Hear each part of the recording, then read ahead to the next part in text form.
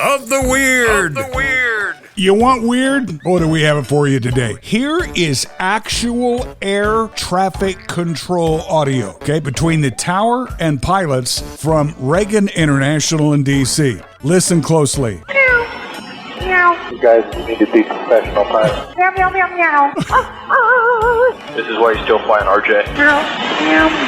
You believe that? These two knuckleheads were on the guard frequency. Usually that is reserved for emergencies, but many people monitor it, and these two pilots were trying to crack each other up doing meow sound effects. They even barked a couple of times. That's totally against FAA regulations. There may be more to come from that. All right, talked about this briefly yesterday. Some people obsessed with their appearance are willing to try darn near anything to improve it. But the latest thing people are doing down in Arizona sounds absolutely nuts. It's called rib remodeling. Scottsville plastic surgeon Orrin Tesler. Sometimes just a little deflection, you can get 2 to 5 inches of narrowing of the waist. It uses high-frequency vibrations in order to be able to score that bone until there's enough ability to manually deflect it. You're not reducing their ability to protect you. You're not affecting your ability to breathe. It doesn't hurt anyone long-term. Ugh. That sound horrible?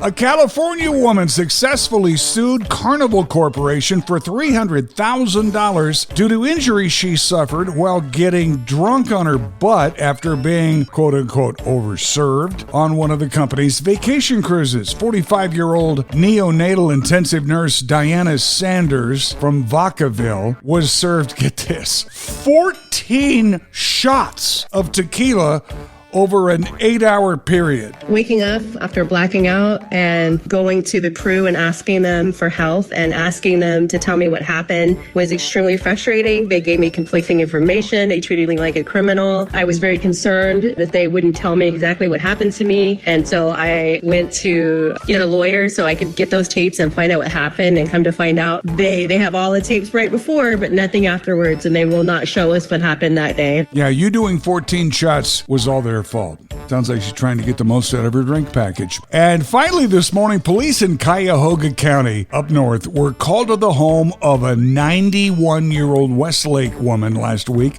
after she failed to respond to a wellness check. The woman's family then tried to reach her themselves. They couldn't get a hold of her, so they called 911, of course at 91, fearing the worst. But much to everyone's surprise, cops arrived and they found this old lady perfectly fine. We're here with her now. She's playing video games in her bedroom. The woman whose name is being withheld said she didn't answer the phone because she was busy trying to break her previous high score. Have you received any unusual requests with that invitation?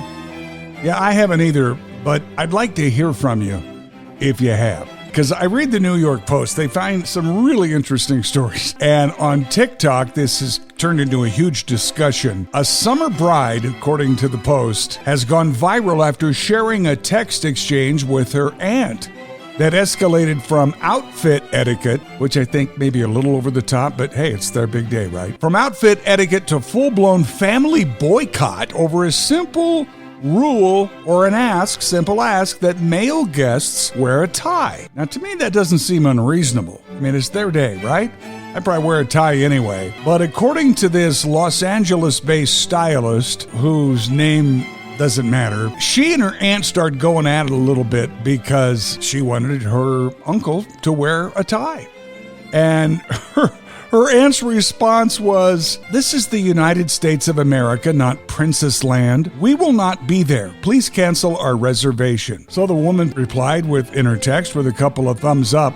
But I don't know, some people probably don't even wear suits to wedding these days as dress codes have diminished so much. But is that really asking too much? Now, I can see if they said guests are expected to have a gift of $100 or more. You know, there are some strange Bridezilla requests out there, but I would like to know what you think. You can ring me up at 877-937-1039, because I'm sure you've been to a wedding where there was an ask with which you weren't comfortable, or just email me. What have you been asked to do in a wedding invitation that didn't make you comfortable? You can email me, Woody at 1039themaverick.com.